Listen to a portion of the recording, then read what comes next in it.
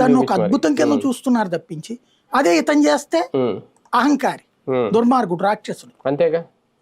ఏంటంటే మనం ఒక విచిత్రమైనటువంటి భ్రమల్లో బ్రతుకుతున్నాం.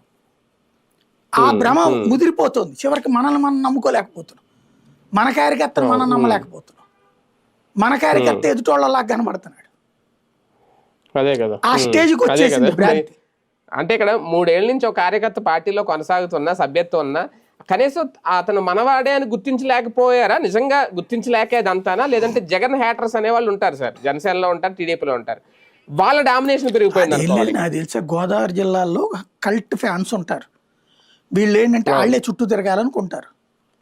ఎవడో కొంచెం దగ్గర తిరుగుతున్నాడు, ఏంది ఆడికంటే నేను కదా ముందు ఉండాల్సింది, ఆడేవాడంటే ఆడు కూడా నాయకుడేని అంటాను, మనోడే అన్నాడు అనుకో, అయ్యి కాదు నాకు తెలుసు, నేను అన్నాళ్ళ నుంచి నీకు తెలీదురా, మందు వేసిన తర్వాత ఈ మాటలు ఎక్కువ అవుతాయి అనమాట.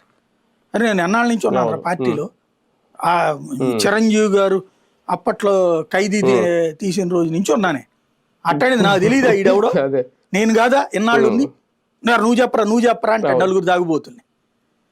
కరెక్ట్ అన్న నాడు ఎవడో మనకి డౌట్, ఒకసారి క్రాస్ చెక్ చేస్తే పోలేదన్న అంటే వెంటనే సోషల్ మీడియాలో పోటీ పెడతాడు, అందులో సింపతి టచ్ అవుతుంది.